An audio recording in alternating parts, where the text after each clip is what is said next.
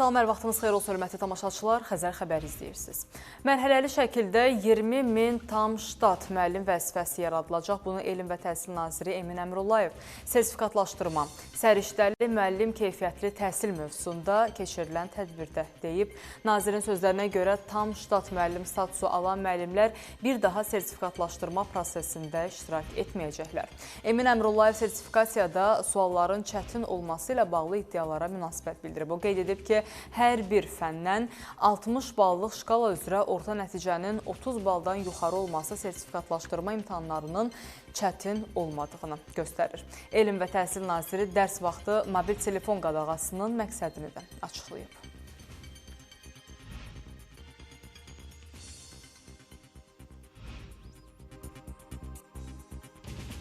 Telefonu özünə gətirə bilər təbii ki, amma söhbət dərs vaxtı telefonla danışmaqdan və telefondan istifadədən gedir. Çünki biz nəyi müşahidə elədik?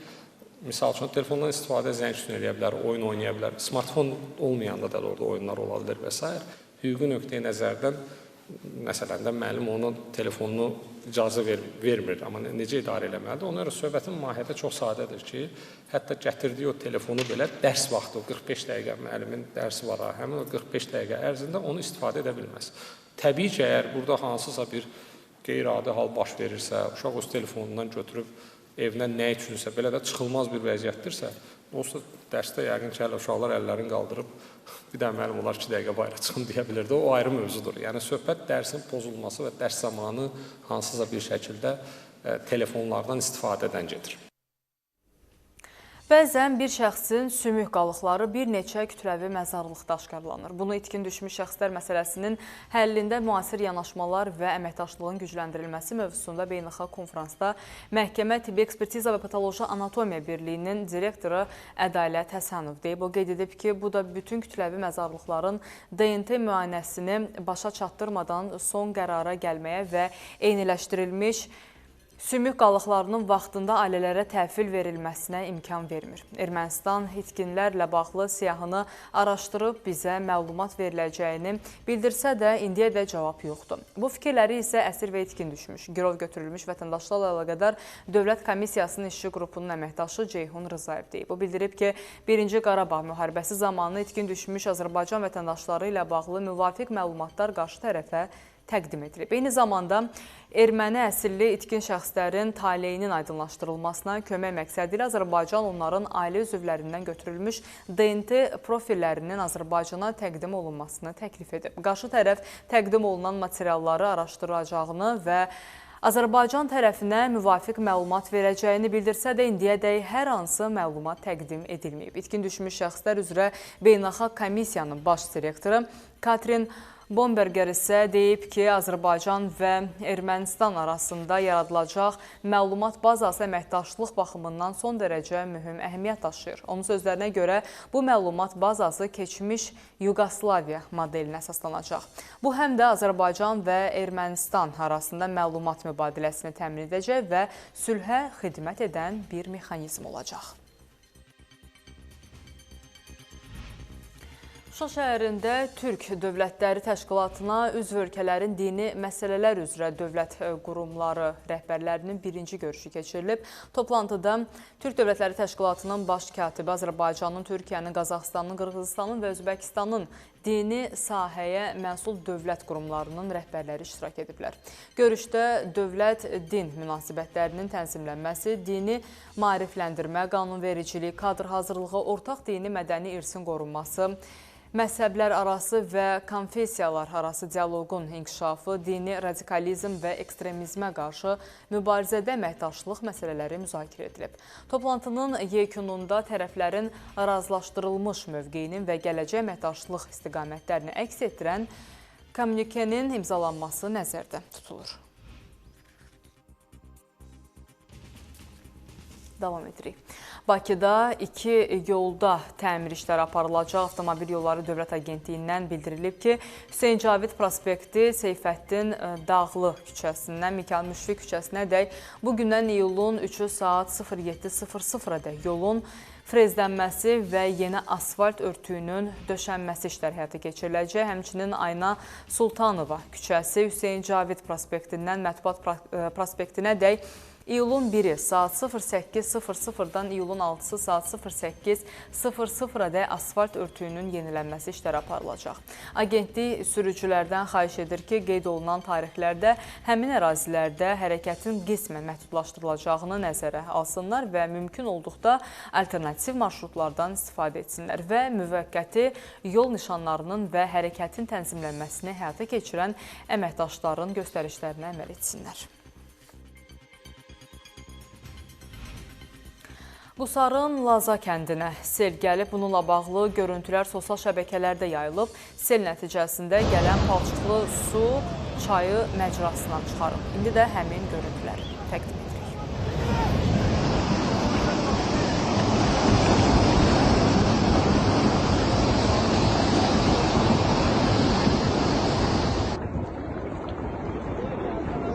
Kapı kim saklıyor burada?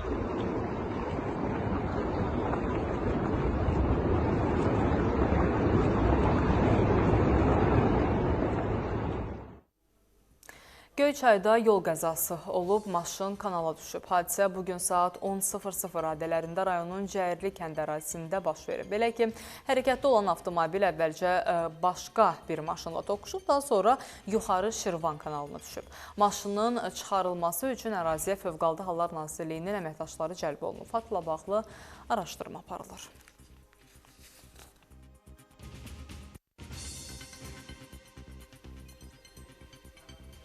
Hacıqabulda 17 otaqlı 2 mərtəbəli fərdi yaşayış evi yanaraq yararsız hala düşüb. Hadisə şəhərin Əliağa Vahid küçəsi 76 ünvanında qeydə alınıb.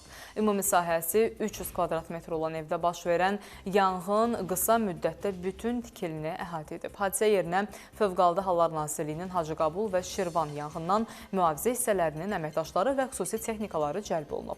Yanğın söndürülüb və ilkin ehtimala görə yanğın elektrik xəttində baş vermiş qısa qapanma nəticəsində yaranıb.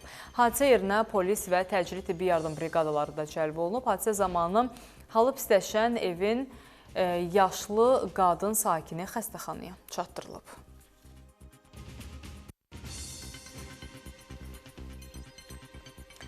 Xəzər xəbəri izləyirsiniz. Biz hərbi cəhətdən qalib gəlirik. Buna hərbi qələbə demək olar. Amerika Birləşmiş Ştatları prezidenti Donald Trump İranla bağlı məsələlərə münasibət bildirərkən belə deyib. Trump ABŞ nümayəndə heyətinin artıq İran nümayəndə heyəti ilə danışıqlar aparmaq üçün Qətərə getdiyini də açıqlayıb. Bu baxımdan o, işlərin çox yaxşı getdiyini qeyd edib. İranın Xarici İşlər Nazirliyi isə Trumpın sözlərini təkzib edib. Yaxın günlərdə ABŞ tərəfi ilə heç bir səviyyədə danışıqlar aparmayacaq. ABŞ nümayəndələrinin Qətərə səfəri İran nümayəndə heyətinin səfəri ilə əlaqəli deyil. Biz anlaşma memorandumunun icrasına diqqət yetiririk və tələblərimizə çatmaq üçün ciddi şəkildə çalışırıq.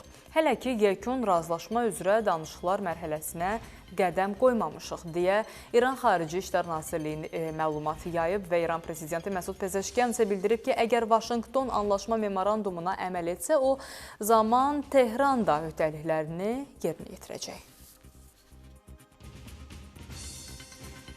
Rusiya Ukraynanın Zaporojye, Xerson, Dnepropetrovsk və Xarkov vilayətlərinə hücum edib. Nəticədə 7 nəfər ölüb, 56 nəfər yaralanıb. Zaporojye vilayətinin 56 yaşayış məntəqəsinə 975 zərbə indirilib. Zərbələr nəticəsində 3 nəfər ölüb, 18 nəfər yaralanıb. Xerson vilayətinin atəşə tutması nəticəsində 3 uşaq olmaqla 11 nəfər xəsarət alıb.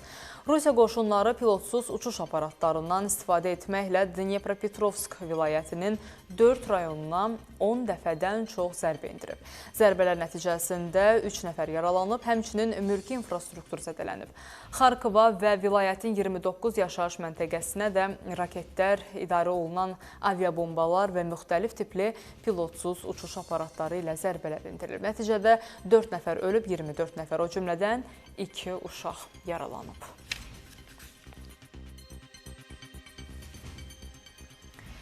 Venezuelada isə zəlzələ nəticəsində ölənlərin sayı 1719 nəfərə çatıb, 5000-dən çox insan yaralanıb. Bu barədə Milli Assambleyanın sədri Jorge Rodriguez bildirib. Venezuela prezidenti Delcy Rodriguez sosial media hesabında dağıntılar altında qalan 21 yaşlı gəncin 5 gün sonra sağ çıxarılma anlarının görüntüsünü paylaşıb, gənc 106 saat dağıntılar altında qalıb.